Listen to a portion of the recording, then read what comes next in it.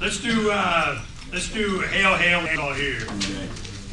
Hail, hail, the gang's all here. Morning breakfast clubbers, morning breakfast clubbers. Chow, chow, chow, we all want chow. That is what we're here for now. One more time. Hail, hail, the gang's all here.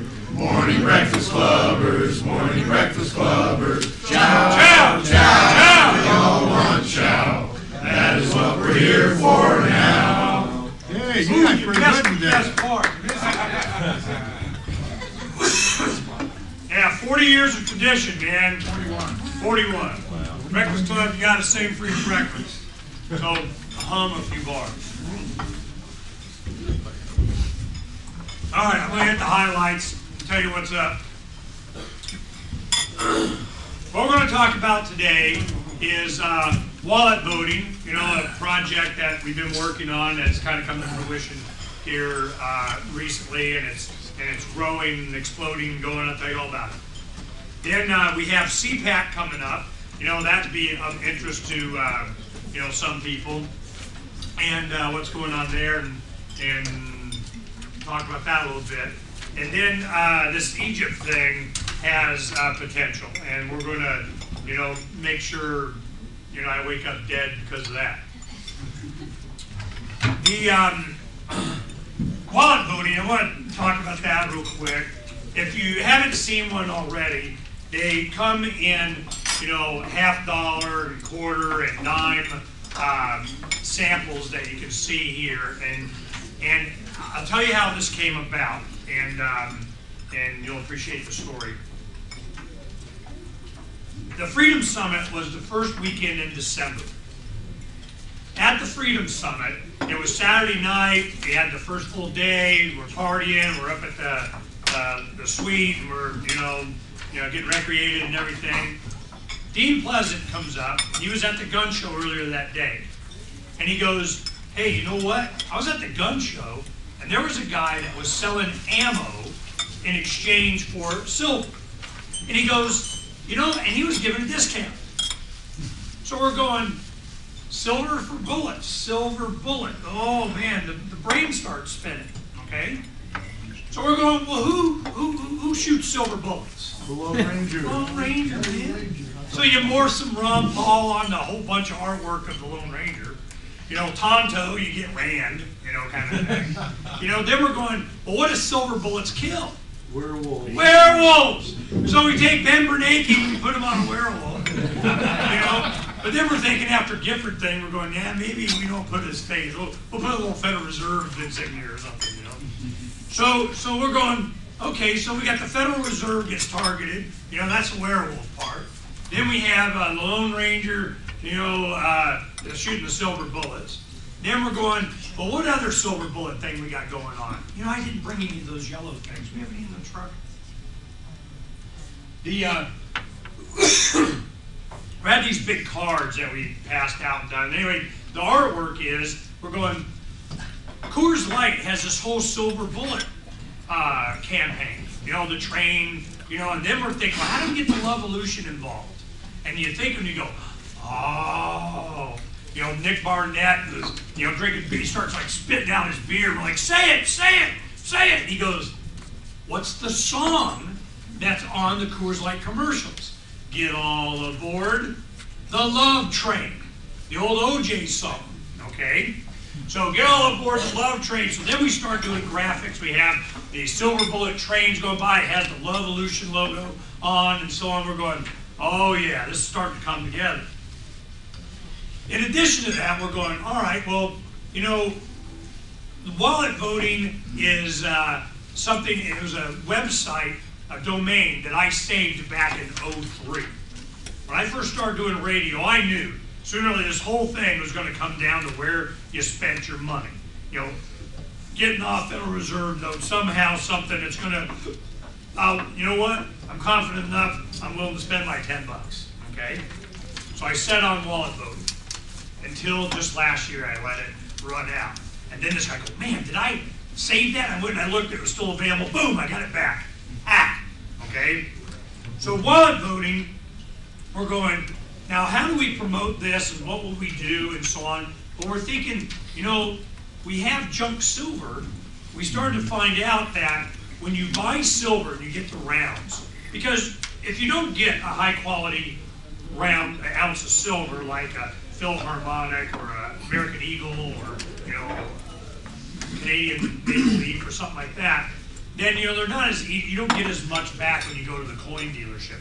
So if you get a silver Eagle, it'll be $3 over spot.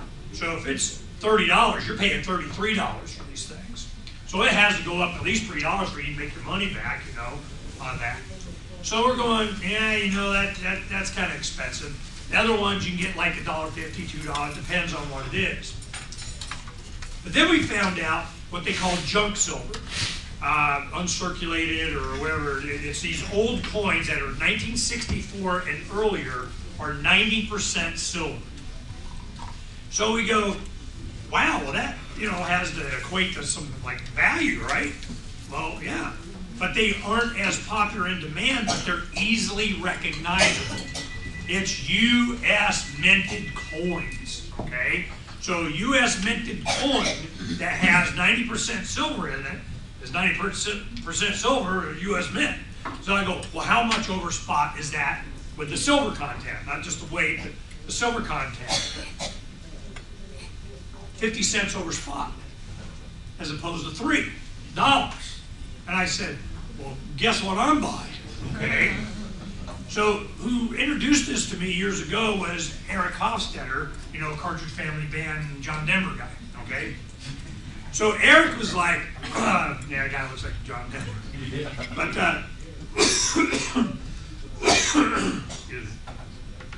so I go, well, hell, that's all I'm going to be buying from now on, is this, old U.S. silver, because it's recognizable, it has a lot of silver in it, and it's cheap.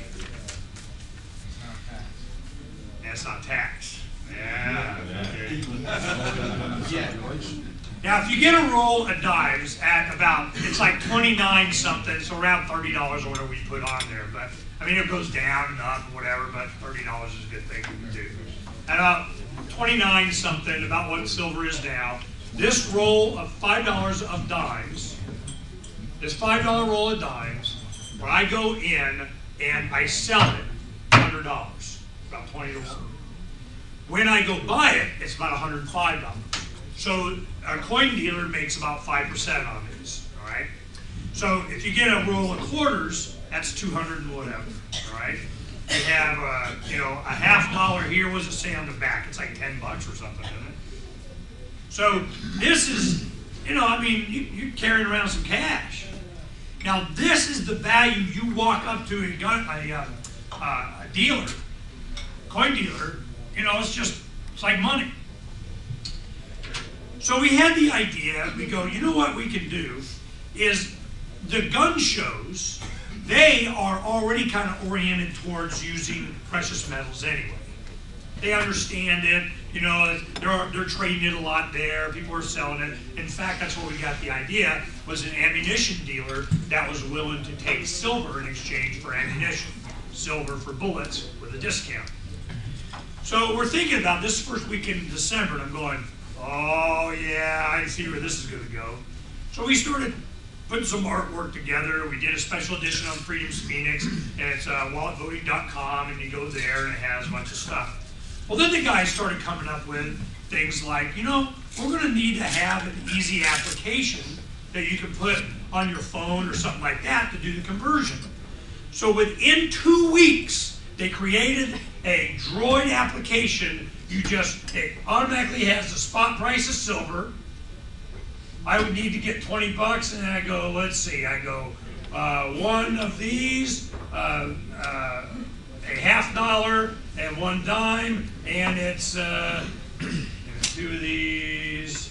Then I got 22.56. I can make change on here, and this application already, right now, you download on your Droid. They're doing the iPhone, all this kind of stuff, to be able to get exactly what you give in change and how many of these coins you need to make up whatever Federal Reserve note dollar amount you need for it. So we take this and we start marketing it to the gun shop. gun vendors, and this is what I did. The first weekend, or second weekend, where it was in January, was Crossroads of the West was coming back to Arizona and Tucson. We printed up these cards that had this graph that's on the back of these cards on a big half-sheet card, the size of this. And it had the whole graph on the back. On the front, it had wallet voting and the Silver Bullet Train and some different logos and Silver Circle, a movie that's coming out and helping endorsing it and so on. So we go to all the vendors and handed it because we knew most of them were going to be coming up to Phoenix the following weekend. Following weekend, we got some artwork done. We had a banner. We got a table out front. Bob Templeton, which is the owner of Crossroads of the West, I met with him in Tucson, explained it to him, and he goes, "Are you going to be selling silver?" I go, "No, we're not doing anything. We're not selling anything. We're just promoting this concept, them understand it, and hopefully people that say yes, we will take silver, then we'll have all our activists. We're wearing our freedom-oriented shirts and whatever. We go down and say, anybody taking silver for my goodies here? I am. Yep. Buy with silver here, boss. Buy with silver here, everybody. Y'all give my money to him." And that's what we did. So we go down, and you'll have where I made out pretty well was I needed some ammo cans when we were doing the moving for my gun room, reloading stuff and everything. I need to get some more big ammo cans. So I go up there, and I had $2 silver. Now, a silver dollar is 0.77. That's the definition of a dollar in U.S. law. The Coin Act of 1792 defines a U.S. dollar as 0.77 ounces of silver. That's what a dollar means. Doesn't mean this paper crap, okay? It means so much of silver.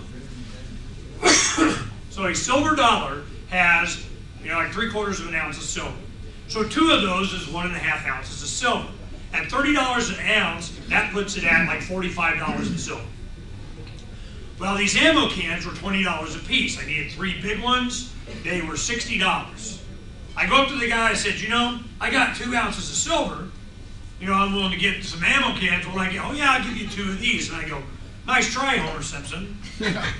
Take a look at the back of my chart. I already know that's $45 worth of silver. You just rip me off $5. I know better, okay? He's like, "Ooh." He's got charts and shit too. So I said, we got a better deal. He goes, "Okay, well, I'll give you a third little one here, $10 one." I go, No. I want a discount. I want 3 of these, for 2 of these silver dollars. And he goes, "Nah, I don't think I do." I go, "All right, I'd rather keep them then. I'll just give you cash." And he goes, "All right." So I get $45. I made $15 off a $60 order. So guess what that means? I get a discount by trading in silver. This is exactly what we were contemplating will happen. The following weekend, goes up to the gun show up here, same thing. Nick Barnett and Drew Phillips came up with this idea. I didn't even know they were doing this. They want to keep it all secret and everything, They're all pumped up. Because if you guys remember, when we came back from Pork Fest last year, they did what they called shires. Their shire dollars or whatever it was.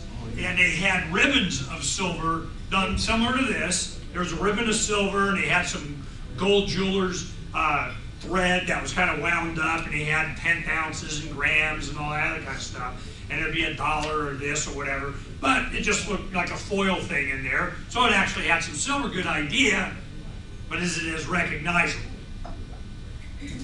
So, while that was a good idea, that's a great idea, okay? So then we're saying, there's some other stuff that we need to, kind of fill up the page with wallet voting and how we can market this.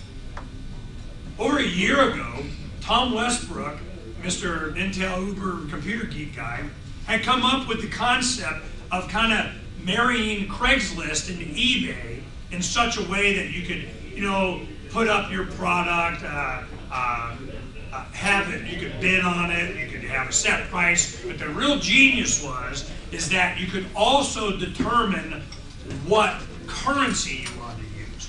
Grams of gold, ounces of silver, junk silver, Federal Reserve notes, You know, whatever the heck. You put in there, this is what it's worth to me and what I'll take and trade. All of a sudden now we have like a Craigslist eBay for being able to trade in silver and gold. So I go, okay, is it ready? And he goes, well, you know, I need to convert it over to Drupal and the new operating platform kind of web, whatever. And within a couple of weeks, he finishes it. It's what? LibertyTrade.net. LibertyTrade.net, okay? We need to start populating that with goodies. Now, when we make the move, and we'll talk about this in a little bit, you know, we have a lot of extra furniture and stuff and everything from the workshop when we make the move, and we're going to be using that to promote it and get it out and start doing that. Taking pictures and stuff. So we're going, okay, so we're starting to come together. We got an app. I mean, we just thought of this in December.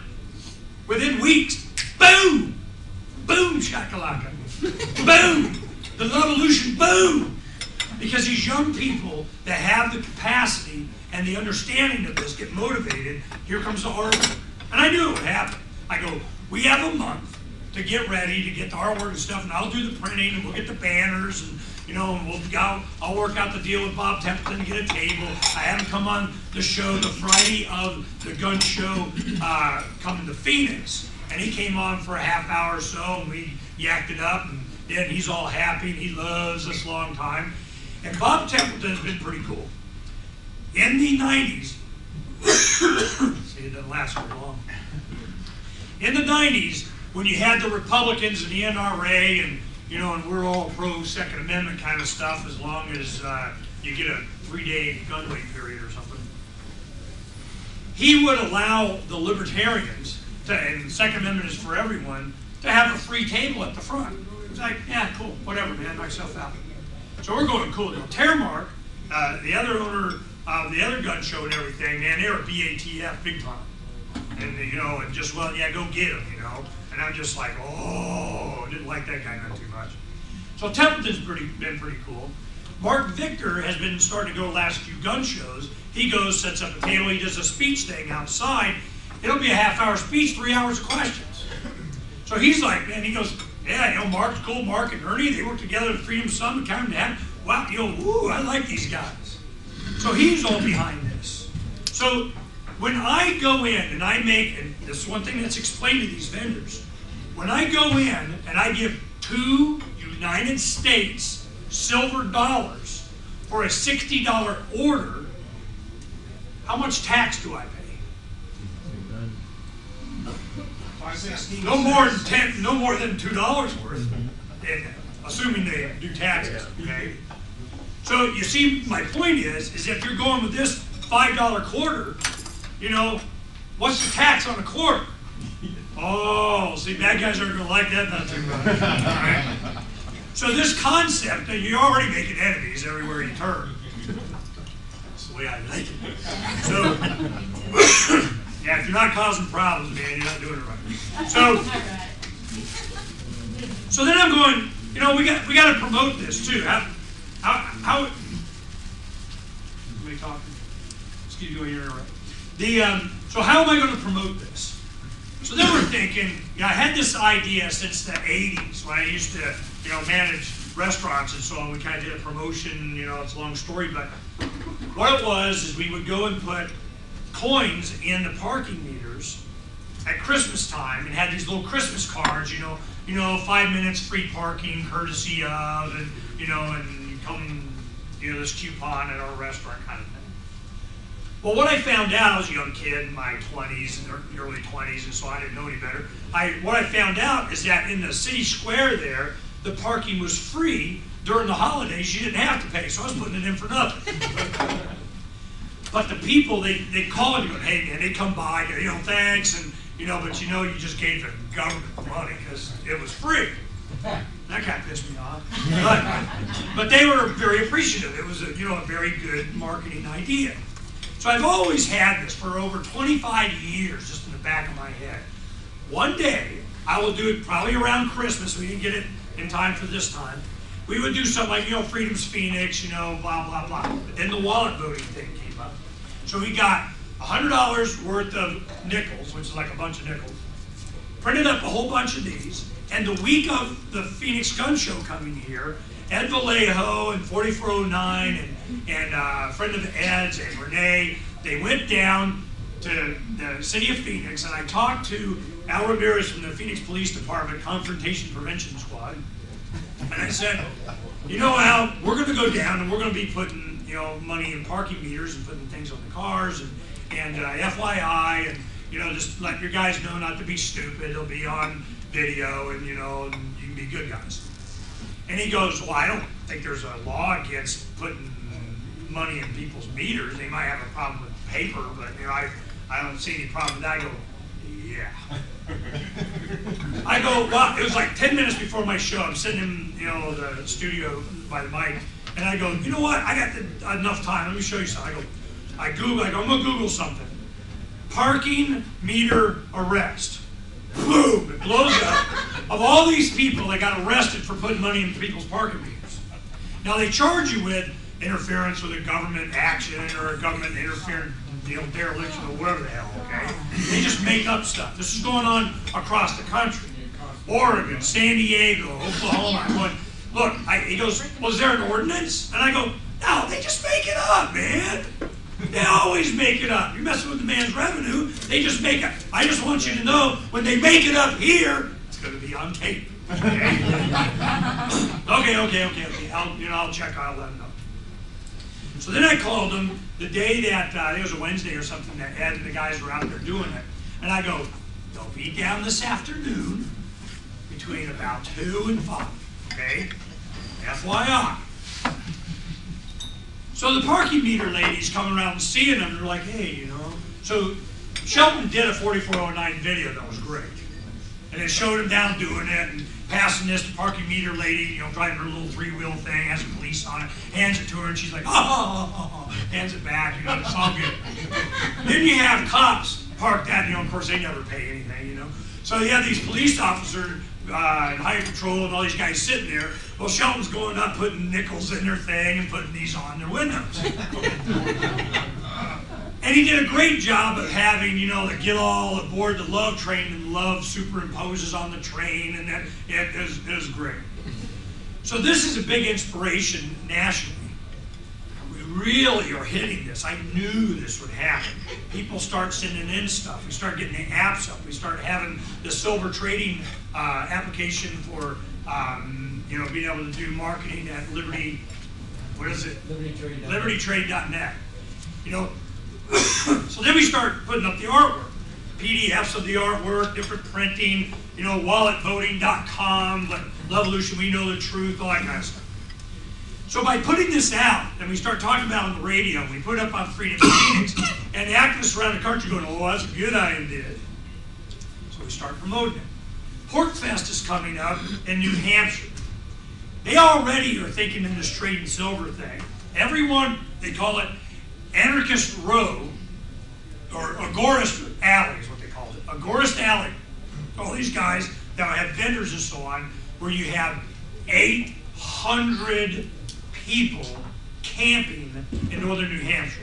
Now we went up last year, me and Donna and Renee got to go, and Sierra, and we went with some friends, and we flew up there. And it's like a week, well, you know, or 4 days or something. Now it's a full week. And instead of Agorist Alley now, it's Agorist Valley. Mm-hmm. Everybody is starting to do this silver thing. Well, Drew and Nick are so excited by this, they're going, oh yeah, we're going to Pork Fest. Well, then I don't have to. So we got all the banners and everything. They're going to be up there a week along with Ben Nichols. So the young guys are up there, they're pushing this. Now, the idea that Drew has is not only just, you know, kind of a sample like this, is to charge and have a little bit of premium for putting them together and so on, to where they are putting businesses on here. So it'll be Freedom's Phoenix, you know, blah, blah, blah, blah, blah, and there'll be money. It's money. It trades as money, has a value as money. It's recognized as money. You need Federal Reserve notes, you go to the coin dealership. Heck, you can cut it open and take the coin out. So I'm going, you know, this is a really good idea. It's such a good idea that somebody's not going to be happy about it. The government. Oh, we're using U.S. coins, man. You know, it's all good. So this is how these kind of ideas develop and evolve. And it's still going. There's a bunch of other stuff that's how I can't even think of all the stuff we put up on this. So this is developing. Now, there are other things that, you know, kind of coincide with getting off of the grid, out of the system. Because I know it's coming. In just the last year, wheat has gone up 100 and something%. Corn is 88%. Energy's going up, on and on and on across the board. If you do not have an alternative means of doing trade, you will just suffer like all of the poor people around the world. Let me tell you how that manifests itself in Egypt. You get Jim Rogers, the billionaire, you know, Charles and I had him on a show quite often, and a lot of these inflation guys, and Peter Schiff and Ron Paul and everything, they've been talking about inflation is a tax. Inflation is a monster. Inflation is coming, it's just taking money out of your pocket, you know, while you're sitting there eating. So that really affects people that are living on $2, $3, $4 a day, raising families, trying to eke out a living, just surviving around the planet. And certainly if you're on our system of money, if you're having your currency is evaluated in US dollars, if you're part of the westernized banking system, if you're in with the bad guys, the central bankers, they're going, ooh, we love this democracy thing because we make sure they vote for us. Or I care not what laws you make, as long as I get to do the money. Well, that's what's going on. The Middle East, does anybody know how this started? What was the, you know, I mean, it's been building up. I mean, you always hear me say this. You know, it doesn't, you know, happen all at once, but it does happen overnight. Well, this is the overnight. As you're building up this inflation, and you have poor people getting to where they can, you know, barely survive. They're doing the equivalent of the Soviet Union standing in line to get their bread. There was a gentleman in Tunisia, an educated guy. You know, I think he had a degree or he worked in the computer industry and so on. Jobs go away. In Tunisia, which is northern Africa up there. Yeah, it's on the Mediterranean, right? Yeah. In Tunisia, he goes to the central market and he starts trading in produce. How many of you know this? Okay. For those of you who don't know, let me tell you what happened. He trades in produce and so on, oranges and whatever, to supply a living for his 8-member family. He's working in the market. Well, somebody rats him out. He doesn't have a government license. Well, you know, it's probably a competitor or whatever, and, you know, somebody connected or something. They take him out from behind his fruit stand. They beat the crap out of him. They throw his stuff out. They humiliate him, you know, blah, blah, whatever, you know, there's police state tactic, comply or die crap. Well, the guy's just trying to make a living. In desperation, he goes to the equivalent of City Hall, goes in, he starts complaining, I want. They wouldn't, you know, give him a license. They wouldn't even let him speak. They put him outside, closed the doors. Oh, yeah, some bitch. Out of desperation, he sits down, he pours lighter fluid on himself, and he lights himself on fire. I don't think he died, right? Oh, but he got martyred big time. All of a sudden, he becomes a symbol of the oppression of the man, regulation, over licensing, blah, blah, blah, blah, blah. You can't make a living. Riots start. Regime change. Here we go. Revolution starts. It goes from there to Yemen, to Jordan, to Egypt. Saudi Arabia is starting to have problems. Syria. The entire Middle East is now under this. Now, what you hear on CNN and Fox are two main things. One, we can't just, you know, here's Tony Blair, all right? He's a UN, NATO peace kind of whatever. I got a shiny badge excuse. I get to come on Fox News and talk about something, okay? And he goes, now look, we just can't have these anarchists and revolutionaries doing whatever and just not have a government that we can't control. We need to manage, I mean, he would actually say this stuff. We need to manage the transition. We need to have, someone to deal with. Hillary Clinton comes out, we can't have a void, by which they mean somebody that they control or deal with. So this is, I've been watching a lot of the television, kind of, flipping every now and then, going between, kind of getting what the rhetoric is. I've had some of these Egyptian experts and so on. Like yesterday, I had a guy from Kent State, a professor in Middle East study, blah, blah, blah. I get all these guys on the show. I got more next week. Come on, give me your spiel, man. What's the deal? I got press releases out and requests to interview guys like Wayne Allen Root, wants to represent the Libertarian Party, and he's going, the majority of the people in Egypt like Mubarak. He goes, for the hundreds of thousands or millions of people in the streets that don't want Mubarak, there are a bunch of other people that do. What about them? And the concept is, which I would imagine is true, but this is what's going on. 40% of the people in Egypt live on less than $2 a day. You cannot have a vibrant economy that has a separation like that and not expect rights. You just can't. Now the left will scream social justice, which means they want to take from these guys and give to these guys, which is never, you're just going to be, everybody's just going to be poor. Now this is where libertarians separate from the left. The left would be, they run in there and they're going, we got to redistribute the wealth. It's just too rich and it favors too much and blah, blah, blah, blah, blah. Backhand that. The problem is, you're not free enough. You aren't able to compete. You aren't able to go out and just work without having to get a permit, a license. Not have some government goon say, you know what, you're competing with this guy over here, and he says you're not allowed to. That is what's going on. Freedom's the answer. What's the question? So I'm going, as they're doing this, what's going to happen is they want Mubarak gone. Well, Mubarak, where he goes, he's a gazillionaire. He's a billionaire, man.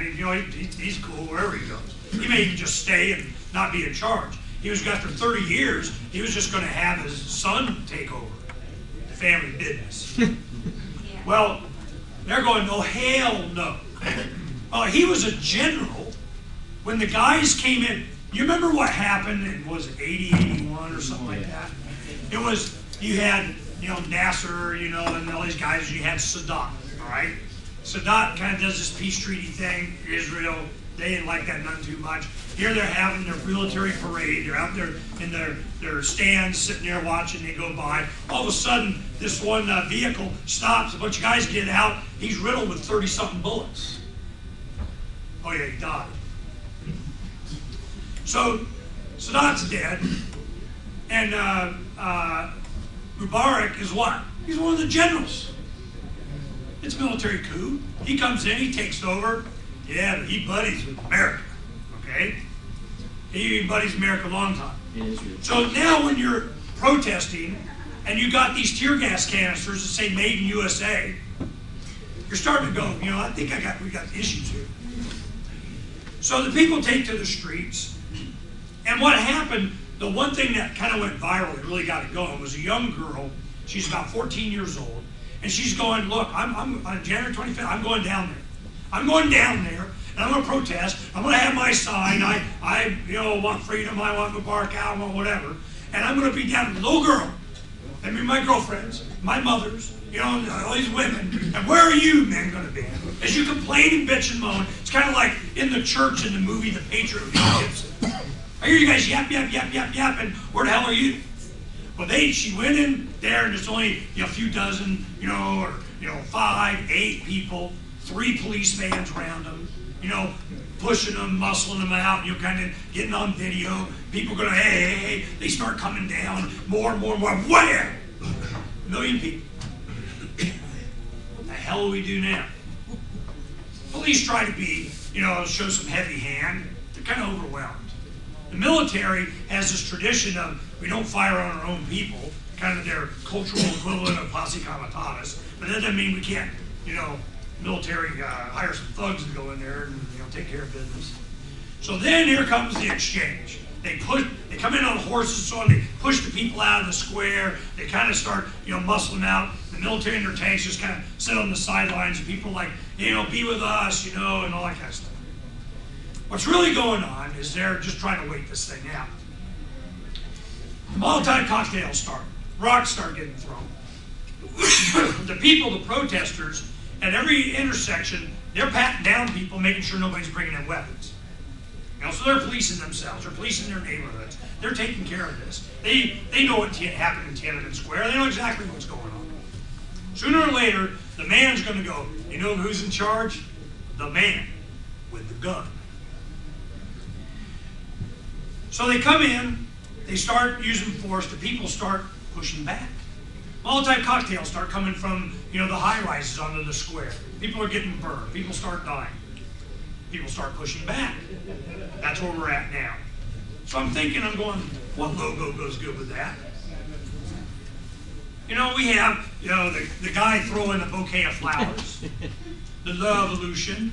So I put in, we know the truth, and Google Translator comes out Arabic, we know the truth translation. What happens if, and I'll tell you how this came out. Anybody here my first hour Friday show? A couple of people, thank you. I had Jordan Page, his new album Liberty just came out. Jordan Page is a musician, did Pendulum and Liberty and a bunch of songs and he plays for a lot of Ron Paul functions. I got to know him and become good friends.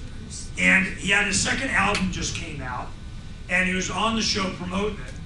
And I'm going, what would happen if you had the karaoke version of that where you didn't have the lyrics, just the music, and you send the lyrics and translate it into Arabic and have some local artist there do the same concept, the same freedom, revolution, love-olution, free market, government get out of my face kind of music that always helps revolutions a little bit. What if we were to send that over? I'll tell you what, to help him out, I planned on doing this anyway when his album came out. Sent him $500. Got dozens and dozens of albums. So I go, we'll take these and we will find activists, revolutionaries, libertarians, maybe even English-speaking people in Egypt and Cairo. The other school, College of the Americas there, and so on. We got plenty of people speak English.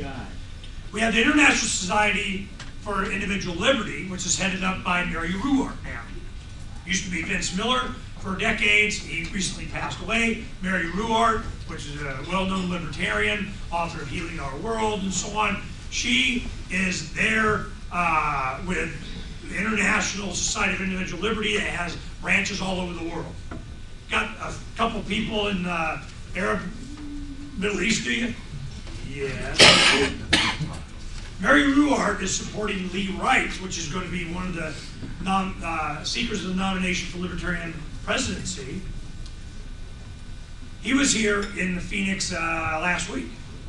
And last week, his whole thing is, he knows he's probably going to be running against war, Wayne Allen Root. And he's out there going, yeah, we got to support Egypt because Israel wants to. He's doing this Israel give me money thing. Well, Lee Wright is like, hey man, I'm the peace candidate. He's taking on the anti-war mantle. Somebody should. How come nobody, the Libertarian Party, freaking kidding me? So he's like, yeah, we're going to be the Love-olution, man. We're going to be on the Love Party. So he's like, yeah, we'll take on this anti-war thing. All right, cool. Him and Mary working together. I get a press release in my email that they send out from the Libertarian Party. And they say, Egypt this, Egypt that, government should, shouldn't, Declaration of Independence. The whole point of the Declaration of Independence is when it doesn't serve the rights of the individual, it's time to alter or abolish it. Of course, what side are we on? Cool. So I call the Libertarian Party national headquarters to speak to the national director, says, for interviews, call. So I call. Wes Benedict, that's right, he's not in the office. Nobody in the office knows anything about this press release. We're supposed to, Egypt is in revolution, and they're talking about it, and there's nobody to talk about it with any of the media. You stupid son, go back. Oh, this is exactly what I was talking about, and why I ran for national chair so many times, is exactly this kind of stuff. So I have Mark Hinkle's cell number, the national chair. And I call Mark, I go, Mark, I'm one pissed off individual right now. This is exactly what I'm talking about. You have a libertarian uprising, a revolution from down here, and you guys put out a press release, please talk to us about it, and there's nobody to talk to. What's wrong with this picture? So he goes, yeah, Ernest, yeah, I guess we probably should. I will call you. What can we do? And I said, I'll change my schedule, cut a little bit of this interview. I'll do Jordan only a half hour. Have you come in the second half hour. You come on, man, you better be all freedom, man. You know, let's do it. So he comes on. I had just talked to Jordan talking about, hey, man, we just send over these albums. Then I started thinking, we'll send over computer files, graphics, stencils, translated pages of the Declaration of Independence. Hell, that'd freak them out right there. You know, you get the Declaration of Independence in Arabic, and it's over, okay? In fact, I talked about that. I had a guy named Milton Bears, something like that, Bearden. He was the CIA section chief for West Germany during the Cold War. In 2003, he and a guy named James Risen Reardon from the New York Times co-authored a book about the Cold War, CIA, blah, blah, blah. So I got to have them both on. Of course, they want to promote their book. Well, the author, the guy from the New York Times, he's a CIA plant. I mean, he's one of those, you know, I print whatever you want. I get to write a book with this guy because I can. You know, that's part of the deal they made. And, you know, then he comes out, you know, for the war, against the war, and right, you know, whatever, and he's a tool. But the thing is that I got to interview this division chief. And I said, you know, it seems to me that of all the things you could have done with the Eastern Bloc, all the money that you guys spent, all the, you know, the little ouch quit it crap that you were doing, you've been a lot better off if you just did the Declaration of Independence in Russian and just, you know, carpet bombed. And he goes, you know, that was the most effective things we've ever done. When we had Voice of America, we had printing presses that we would give people. It was all about getting printed material out into the Eastern Bloc. In fact, the reason the Berlin Wall came down was accredited to a book. A lot of people don't know this. And I'm going, you know, then why don't you guys do that? The author starts interjecting. He's all pissed off, and he's almost ready to leave the show. I don't want to talk to you. I want to talk to him. So the thing is that by the end of this show, I mean, you just go into my old archive, look up CIA, and there it is. And what I learned from that is if we, instead of having B-52s carpet bombing North Vietnam or anywhere else, you just carpet bombed with the Declaration of Independence in their local language, oh, you're doing some damage. What was the name of the book? I don't know, Milton Bearden, I think. No, you asked the name of the book that overthrew the Oh, well, he says it in the show, but I can't remember what it was. It was... listen to the show if you want to find out. Yeah, it was... well, you know, you can do a Google search on it. You know, Fall of Berlin Wall, inspired by what book or something. I mean, Google helps you with everything. In fact, there's a computer right there, don't you?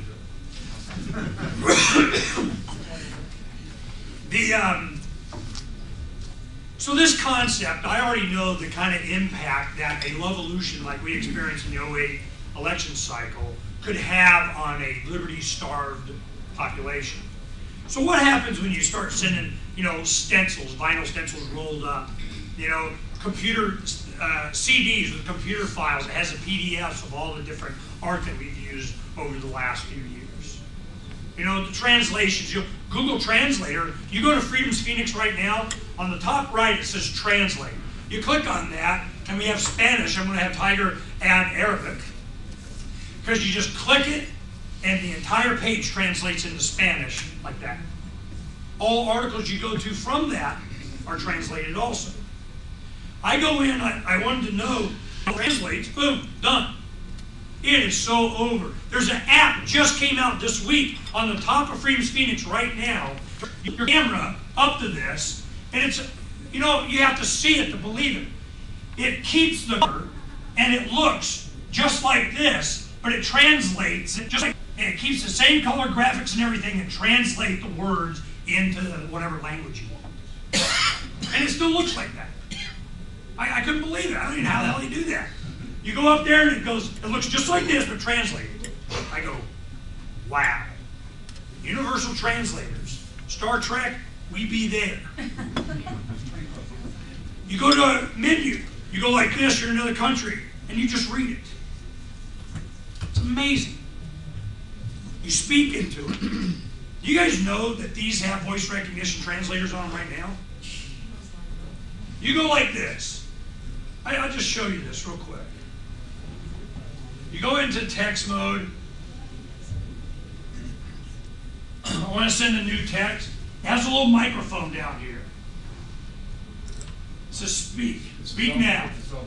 Pal, call me when you get a chance. Boom. It takes it, it puts it in text, I hit send, it goes.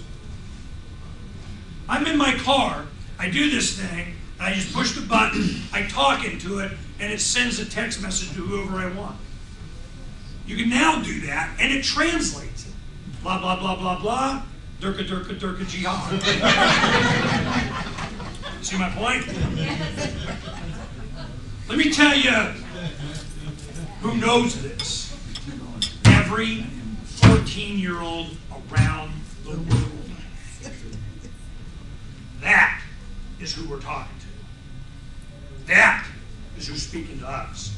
That is what's inspiring this. You want a worldwide government? You're going to get a worldwide revolution. And I want to help. This is what we're going to do.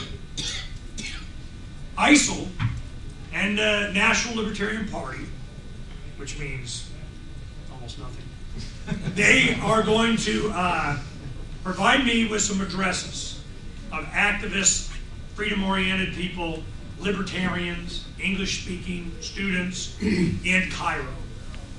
I need your help, and the people, readers of Freedom's Phoenix, are going to start targeting who we can send these packages to. I'm going to send at least 50. The laws now for mailing just got changed last year. You guys may remember this for reasons exactly like this. You cannot send mail overseas from the United States without providing your Social Security number. So I'm going, now why would they do something like that?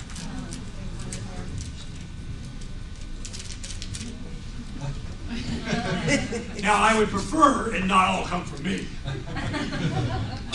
So we'll get volunteers, we'll have packages and different things. Plus, we need to create files on Freedom's Phoenix. We'll have the Arabic translating button and so on. But you want to get in trouble? Start exporting to Lovolution.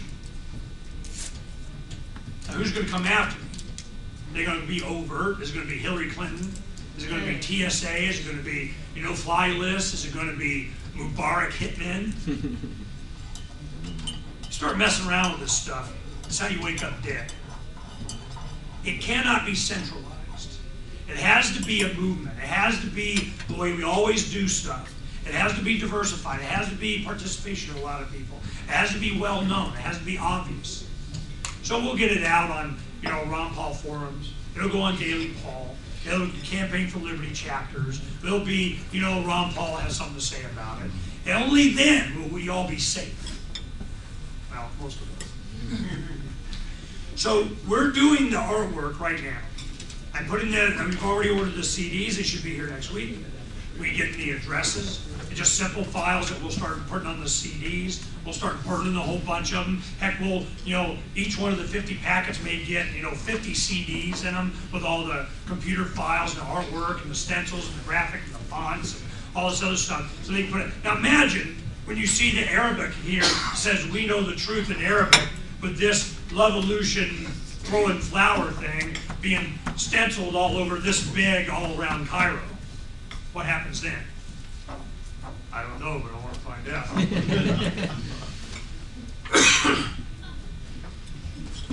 This is how you change planets. This is how you wind up dead too. This is how serious this is. Egypt has about 80, 90 million people. It's the most populous Arabic country in the Middle East. Iran has about that many people, but they're Persian. They speak Farsi. Now, the Arabic community, they get all of their pop culture from Egypt.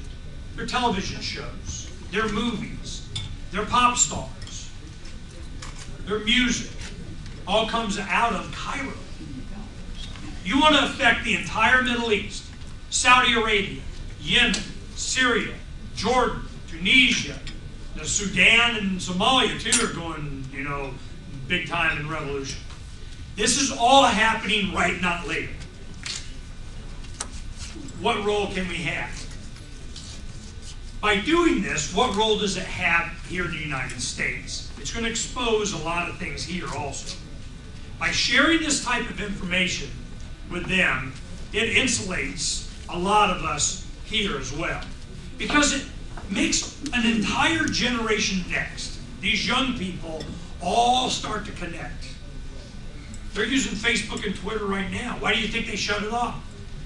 When they shut it off, Google came up with an idea. They bought an app from a new function from some little company, as they devour all technology that's available. You call, and you do the same voice recognition thing. You call on a voice line, you get your number, you go, Durka Durka Jihad, and it sends a Twitter out. So they were Twittering using a Google app by voice because they shut down Twitter. They still had phone lines. They turned back on the internet, but only for some government buildings and police and banking and that kind of stuff. So what did the WikiLeaks Anonymous guys do? Bam! Shut them down. No, you got to open up for everybody. So this cyber revolution is already happening. What is missing is a sharing of our experiences, artwork, graphics, and stuff on the ground. You guys starting to see where this is going? Here in the U.S., I wanted to mention CPAC. Anybody going to CPAC? I know Gene's going, and Joan and some other people, they're going to go express themselves. CPAC is, what is it, Conservative Political Action Committee, something, whatever. It's, it's a big deal. They've been pushing it, for Ron Paul to have a good showing. Because if he wins CPAC, well, that's one less excuse for him to not run in 2012. So Campaign for Liberty's been pushing that, and they sold so much through Campaign for Liberty, they sold out relatively quickly. Well, of course, Mitt Romney, this is going to be, a big deal. They're going to play their games, out-twit it inside, doing whatever. And they're confusing me with someone that gives a crap what these people think. Now that they've sold out, they're ready to go, Ron Paul is going to be the big thing at CPAC and everything. What does the leadership of CPAC announce? They announced that they're giving the award as Defender of the Constitution 2011 award will go to Rumsfeld. Donald Rumsfeld. Oh my God. Yay! I'm like, and I give a shit what these people think. I am so, what the hell, man? So this is what CPAC means to anybody, whatever, blah, blah, blah, blah, blah. Imagine it. It's guaranteed that Don Rumsfeld's going to get a Defender of the Constitution award, and in conjunction with that is going to be what? Ron Paul gets their endorsement. I'm supposed to get all worked up about that. So that doesn't mean nothing to me. But it does to a lot of other people, and it'll have something to do with something for somebody for something, so whatever. The economy, inflation, is going to really get really bad. And you hear me going on about it and why we're doing the silver thing and so on. But I want to tell you a little something that happened Catch you later on that. Okay. they give you some perspective. How many of you have ever heard of John Locke? John Locke wrote the book, More Guns, Less Crime. Well, I had him on Thursday afternoon on the show. I was looking forward to it. Sierra booked him as one to talk about Obama's speech and all that kind of stuff, and I had him booked, and I go, John Locke, what the hell do I know that name from? And it wasn't until that I go, I know that guy's name, and I pull him up, and it would have he's a Fox commentator, and economist this, and PhD UCLA, and blah, blah, blah. And I'm going, I know that guy from somewhere. Probably had him on Charles' show before, and so on. As I'm getting ready to do the show, like a half hour before I go on, Sierra pull some graphics, off the internet that I put up on the video files that I do. And I see the book cover of More Guns, Less Crime. That's where I know him from. Oh, yeah, baby. Right on. After this Gifford thing and so on, we're going to, put that into it. So I get him on, and I tell him, I go, hey, I'm really looking forward to this, peace and power to you, and all that kind of stuff. And I said, what we're going to talk about, we'll get the Obama thing, and we'll talk about this and that and so on. Just FYI, hardcore, no compromise libertarian. Oh, yeah, well, I lean libertarian, we're all libertarian, okay? Yeah. We're going to find out. He's going on about, it became very obvious in the interview that he was all about, the Democrats are the big tax expenders and we need to be Republicans. And I'm going, let me share something with you. I go, just yesterday I had Charles Goyette on, the author of The Dollar Meltdown, talk show host. I know you've been on the show before. And I go, he made a good observation. When the Republicans came out promising they were going to cut the budget $100 billion, which they now are down to like nothing billion, but even if they had $100 billion, Charles said, you know what I did? He goes, I just wanted to look at the debt clock, at the debt, and see how long it took for them to spend another $100 billion. A week. Yay. Obama comes out a couple weeks ago and he says, we're going to cut. We need to find $100 million cuts. $100 million. Ooh, that's a big number. This kid did a YouTube to where he took one of these tables. It was a table about this size, okay? He goes, let me show you something. And he took a stack of pennies, about 5 or 10 high, 5 high, and he filled the table. Well, it was a table like about this much of the table. And he put it all, and he said, let me show you something. He goes, you see this line right here, this red line? This line right here is what we have in untouchable. That's all mandatory spending, already got kind of expended, you can't touch right here. This all this right here. The blue line that goes right here, that's how much we get in revenue, okay? And then all this, we have to borrow money every year to be able to spend all this extra right here, okay? And he takes one of the pennies, and here's a stack, it's 5 high, this whole table's full of pennies. He takes one of the pennies, and he takes wire cutters, he cuts it in half, then he cuts it in a quarter, and he takes 3/4 of the penny, and he goes, this is what Obama was talking about. It's great. Yeah, that's a really good one. I'm like, because he always talk about billions and trillions and everything. Until you do something like that, you can't really understand how much bullshit that you're talking about. Yeah. This is becoming more common knowledge. What does Bernanke say? Oh yeah, quantitative easing 1, quantitative easing 2. Get ready for quantitative easing 3, 57, 83, whatever it takes. They are going to keep printing money, and we were just now, the big jump in silver from $17 to $30, the big jump in silver The big jump in gold from, I don't know, was it 900 and something a couple of years ago of that, and to 1400, and we're at 13 whatever, 60 whatever it is now. The big jump in silver of that much, almost doubling, is because we knew that they did the big giant inflation of the money supply back then. It's just now starting to come in. They did it again. They're going to do it again. There is no way this is not going to go up. So, what does that mean for people in the Middle East, poor countries in Latin America? All these dictatorships all over the Western Hemisphere, Africa, they're going hungry. They're going to starve by the millions. This is what Jim Rogers, Gerald Celente, the American Institute of its Inflation, okay? All these guys, they are saying, look, there's going to be starving people around the world. There's going to be starving people in America. Do you have food underneath your bed? Got chickens? This is why we have moved. This is what's going on. We decided that, I'll tell you what really did it for me. November and December, when they did the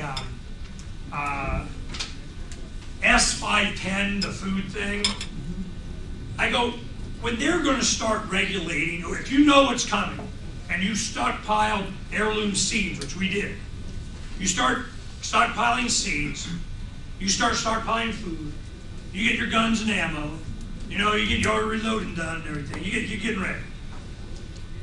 Then they come out and they say, those of you that know to grow food, and oh my goodness, you get some extra, which you can. You get a good vegetable garden going, man. You get more, tomatoes and cucumbers you can eat. I can guarantee you that. Yeah. When you are able to do that, our chickens are producing more. We're moving and all stuff, man. We could get some more chickens. We get more chickens. We get more chickens. And what? Yeah. Goats. Yeah. Of course, I don't like their eyes, but yeah, get some goats. So we're going. If we know to do this, then we can survive. We can barter and trade right now. 510 says you're not allowed to grow stuff and then, oh my goodness, sell it to somebody else.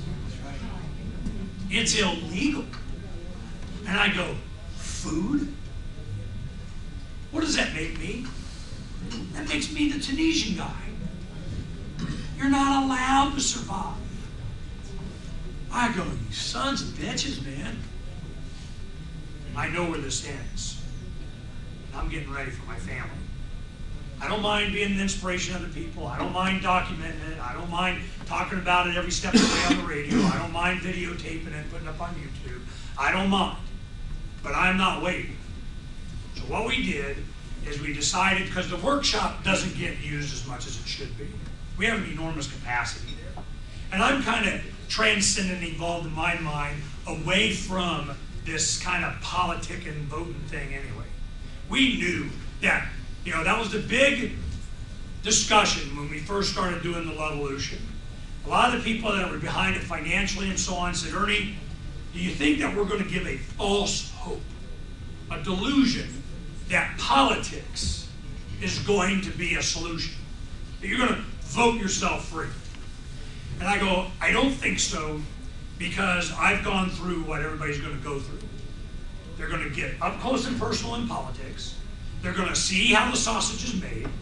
They're going to understand how broke the system is. And they're going to learn a lot of skills. They're going to be able to manipulate it or be part of it or get a voice and play games in it and go to CPAC and do whatever and fine. And, everybody do their own thing. That's fine. But I tell you, an entire generation is going to realize just how broke the system is. So I think it's going to be of service to them. We're in that phase now. The phase is not how to fix it. The phase now is how to survive it. That's where I think we are now.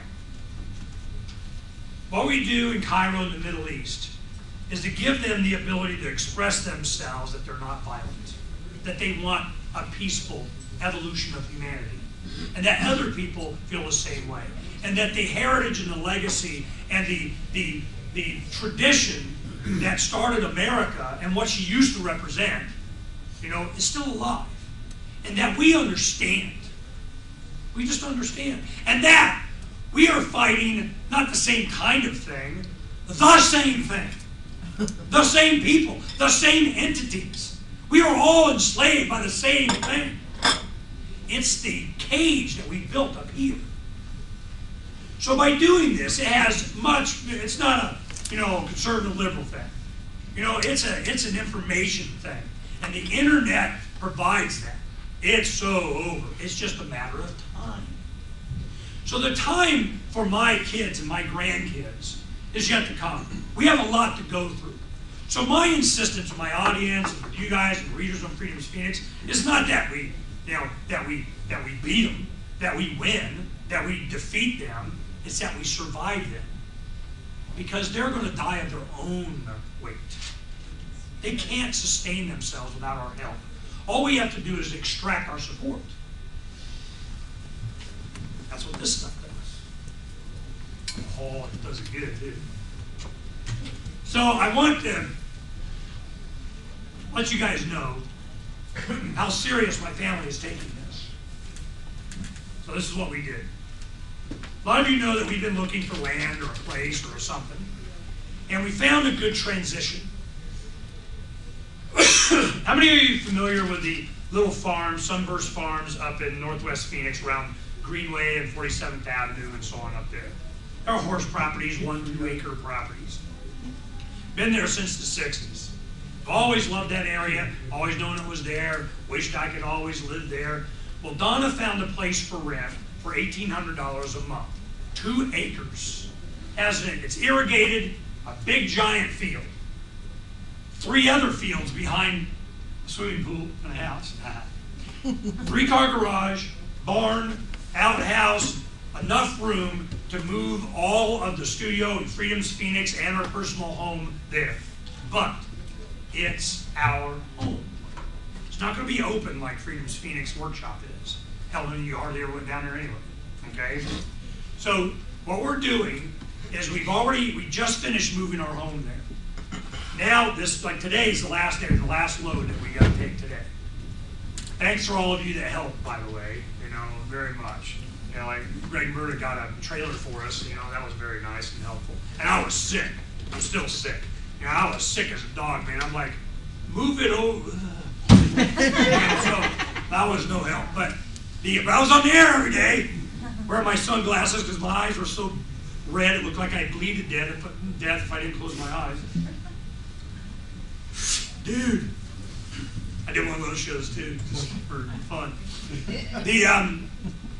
So what happened? I had the Guns and Weeds guys on, I go, yeah, I'll just, I am like this on purpose.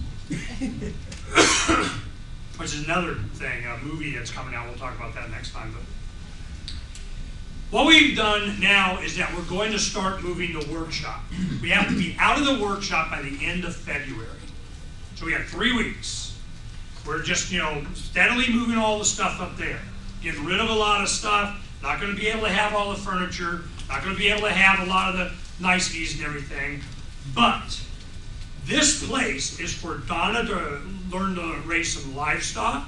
We're going to be doing some gardening with some people that are going to be helping with the gardening. We're going to be documenting what we learn and how we do this and various different, methods and hydroponic this and dirt that and square foot and whatever and, goat herding and whatever the heck we're going to be doing. We're going to be documenting this for 1 year. In that year, we are going to take all the communications, the video, the radio studio, the internet stuff, satellite, ham radio, FM transmitters, everything, and putting it into, we haven't made a decision yet. Mike O'Connor is looking for, the sound guy, is looking for one of these old communication trailers that you see from the television stations and so on. And whether we have a transmitter go up on the big boom or not, I'm going to have a really extended, extra long boom so when we go out next to the other guys, ours is just bigger. With a Freedom's Phoenix flag or something, just piss them off. So the reason we want to get this is that we may do a sea container. We're trying to find one because they're going to the pop-out versions. They're going to the new ones. These older ones, they still have. So we're looking to buy one of those. This is why. Starting in March, at the end of March, April, is when we're going to start doing the construction on this. We get everything over there, get everything ready, and we have a few months to get all of this stuff put into a container that can be mobile. What was the one thing that they needed more than anything else in Cairo? Communication. They shut down the internet. They shut down. This happened in Tiananmen Square. What happened in Tiananmen Square? The fax machine. Remember? Yeah. Every now and then you get a guy, a picture standing in front of a tank. Hell, I use that as one of my campaign buttons. Challenge the state. So we're going to be putting this mobile communication unit together. That'll be Freedom's Phoenix and Declare Your Independence radio show into a trailer or a mobile unit to where I can take it and go anywhere in the world. We'll have another one that will, because we may go anywhere. Within a year from now, we could be anywhere in the world. Now, whether we go or not is going to depend on a lot of things. But I know that we need to be ready, because things are going to get bad. We're calling it Nebu, as in Nebuchadnezzar, jacking into the Matrix. When we do this, and there's something like Cairo moment, Phoenix, San Diego, Vegas, DC, Philly, and all of a sudden here comes the Freedom's Phoenix communication unit, boom. We start transmitting ham radio, FM, internet, whatever. Will they try and shut us down? Hell yes. I need to know one main thing. A lot of you may have heard me say this over the years. I need to know when we are no longer allowed to dissent. I need to know that. When we are no longer allowed to complain, then it's time. Time for what? Time to survive. Because that is when you're going to see the Tiananmen Square moments. That is when you're going to see the Cairo moments. That is when you're going to see the people that can no longer sustain themselves are no longer allowed to. What they're going to try and do in the military dictatorship is to keep a military dictatorship. And what they're going to do is they're going to try and redistribute a little bit more. Right now, they're stocking all the grocery store shelves and having them at the lowest prices. It's going to be super Walmart time this week. Everybody's going to get all stocked up on food. Can I tell you, you want people to get desperate, they go hungry. So what do we have here in the United States? Out of 300 million people in the United States, over 43 to 46 million people right now are on food stamps. 40-something million people on food stamps. You think we don't have problems already? It's 43.6, and it went up 400,000 in December. And guess who gives out the food stamps? It's on a debit card by Chase Manhattan, or Chase. Oh yeah, they just went to the debit card. The other thing about the debit card is that it's not based here, it's in India. Okay? Oh, yeah. So Chase is making money on every debit card, and they're making money on the fact that the the back room that's doing it is in India. You understand how bad it's getting? I mean, it's hard for us. I know. I tell you, Donna and I have been more stable because of our support for Freedom's Phoenix and so on. I mean, we're not rich by any means, but us being able to move up to this location has reduced about 20% our overhead because we combine phone and communications and internet, and we don't have the workshop to pay for, the electricity and all this other stuff. So we've been able to combine the two and get more done. Now, anybody that needs to use the printing press or the shirt screening or any of that kind of stuff, you're welcome to, but you got to have a project. My house is not your honeycomb hideout. As much as the workshop wasn't, this sure shit ain't, okay?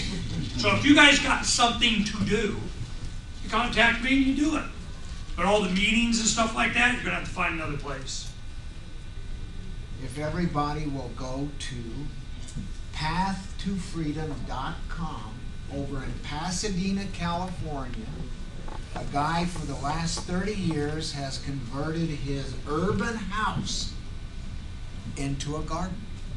And it's right there for anybody that owns a subdivision house. There it is. It's there for you. He's done the work. There's a guy named Greg Peterson that has a thing called urban farming or whatever it is here. And there's some of you who've gone to different things. In fact, we went to a community thing down on Central to learn, Eric and Sandy and I and Donna went to learn about how to raise chickens. That's where we got our first information about chickens. And they're just easy to get them, man. Feed them, collect eggs. I mean, it's not that hard. So that's what we're going to be doing, is taking this information from different places like this and start documenting, and that's what we'll be spending a lot of my time on this spring and summer, and sharing this while we're learning it. Yeah, you want? I was going to say, my boyfriend is a master gardener. He's already started a garden around our house. He's got it all converted into sweet huts. Well, he's welcome to come give me free help. He's really good at teaching people how to compost. Yeah. And composting is easy. You just have to have just a couple principles you have to go by. These are all things we're going to do, because we already have a category on Freedom's Feet. It's called off-grid living. We have the category of energy. We have a good friend, Bob Anderson, lives out in nothing for 7 years, and he's totally off-grid. His own power generation, communication, water, septic, everything. So we have the skills. This is what's going to change the planet. You cannot be independent if you're dependent. So we're going to extract ourselves from dependency just with information and knowledge. I wanted to share this whole concept of what's going on now, because you can see an evolution, not only the influence that we have here in Arizona and the country coming out of Phoenix. We're taking it to the world. We're taking it to the Arab community. We do this, that makes it a target. So it's got to happen really fast, all at once, diversified, and Cairo is perfect because it's the beating heart of the Middle East. That's why we're going there. I got some activists, Campaign for Liberty, International Society for Individual Liberty, been around for decades, Libertarian Party, National Chair, working with this so that it hits the media, boom. Once we do it and send it and it's already done, then I'll make a big deal out of it. Then I'll go on the talk show circuit. Then I'll start marketing it. Then I'll go, guess what we did? When this happens, it's going to be, I don't know what's the State Department going to do. What's Hillary going to have to say about her? I don't care. Exactly. Spell my name right. Spell my name right. But I got to get on the no-fly list one of these days. I don't know what the hell I got to do. So this is, it'll be interesting, how they attack a peaceful advocacy of a love-evolution. Hey, Ernie, concerning your segment on the revolution in North Africa, 2 questions. Number one, is it true that within a few days, right before that guy in Tunisia self-immolated, there was a WikiLeaks leak that blew the lid off of how corrupt the Tunisian ruling families were and how they were jetting here and there to buy ice cream and alcohol? And second question is, could you comment on Glenn Beck's statements that if we don't back up Mubarak, this could be the end of Western civilization? Well, that's a good enough reason not to back him up right there. What Glenn Beck has to say is, I don't care, Yeah, blah, blah, blah. These guys are their own worst enemy, just to get them on record. As for the Tunisian WikiLeaks thing, I brought that up. I had a guy yesterday, the second hour, his name was, I can't remember, Joshua Schuster, what's his name, it doesn't matter. He's a professor at Kent State University in Middle East Studies, blah, blah, blah, wants to tell me what he knows. So I have him come on the show, and he's, I get let me tell you how I get a lot of my guests. Once you're a talk show host, and I was, a producer for years and a talk show host, you start, over the years, you get on all of these lists that you have these public relation firms that will send you blasts of emails of all these people they want you to interview or are available for various different subjects. Well, the Independent Institute is one of them, and they are always from the left, the liberal, social justice, we need more government, blah, blah, blah. Then you have some of the others that are from the right. We need it, and I don't care, I'll bring them both on, man. Come on, tell me how your control of my tax money is going to make me better. I mean, just, give me your spiel. Well, this guy and John Lott and these, a lot of conservatives are now coming out. We got to support Mubarak because he's our guy, okay? I brought up Tunisia and I said, and I told the story about the guy that put himself on fire, and I go, didn't WikiLeaks come out with all kinds of confirmation that all of these puppet regimes are just controlled by the United States government, the central banks, and blah, blah, blah? All that had nothing to do with it. I mean, man, what? Boom! All that had nothing to do with it. That didn't matter. And it just confirmed what they already knew. And I go, do you think confirmation from State Department documents of what they already knew might have had some impact? Nah. That means nothing. Hey, Ernie, was this guy a righty or a lefty? Flooded from both sides. I go, this is what happened. I see this. Okay, he's a Kent State professor, Middle East studies, wants to talk about Egypt. Yeah, put the boy on. I send it, I forward it to Sierra, and I go, book him. I got another guy, book him. I'm just on book him. I'm in spending, book him. And I don't care. I don't even look at their crap. I don't even read their art. I don't care. I go, I need to know right now, start of the show, every show, I go like this, I go, all right, I let them know, libertarian, pox in all your houses, okay? Explain to me how it is that I should care. And sometimes on the air, you'll hear me say that. I go, I just got to raise my hand, and I got to ask one question. Am I allowed to what? Not care. You got Israel this and the Middle East that, and they're doing, am I allowed to not care? Let them do whatever. You're not taking my money. I just want to know, am I allowed to not care? And they'll go like this. They'll take the bait. They'll go, well, no. We have to, you got to, that's what I thought. And you're different from Bush how? Or you're different from Obama how? There's no difference. That's my point.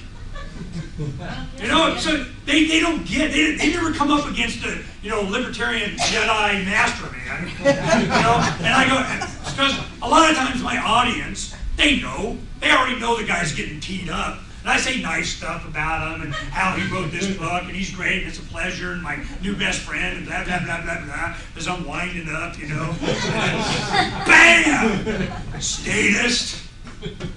Because what do you call him, a liberal? L. Neil Smith made this point back in the 90s. He goes, whenever you're talking to a liberal, Democrat, always call him a fascist. Whenever you're talking to a Republican conservative, always call him a liberal. It means, or a communist, socialist. He goes, it means the same thing, and it pisses him off.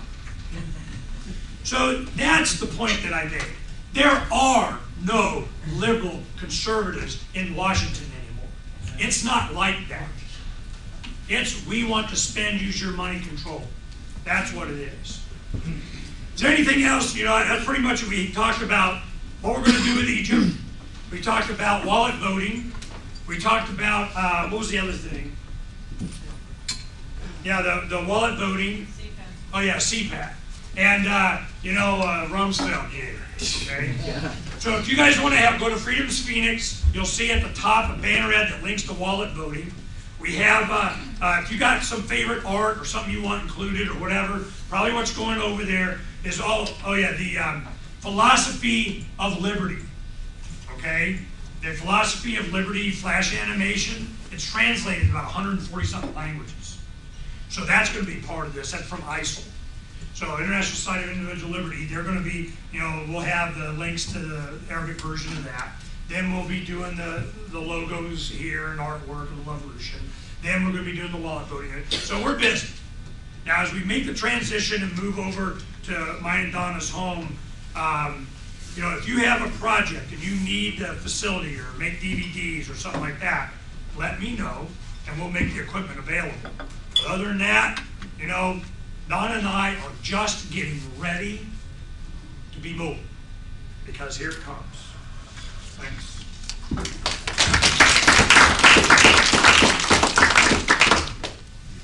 Man, give me back my dime.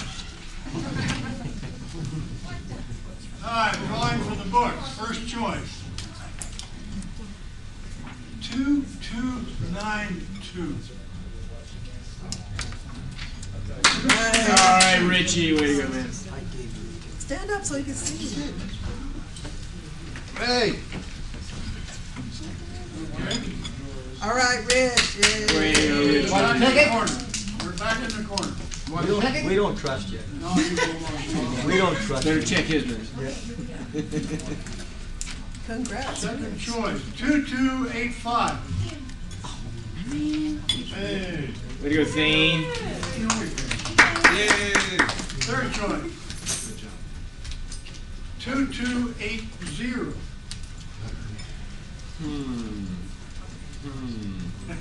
All right. Thank you for your contribution to the expenses of the club. Thank you for coming. We'll see you the first Saturday of next month. Here again.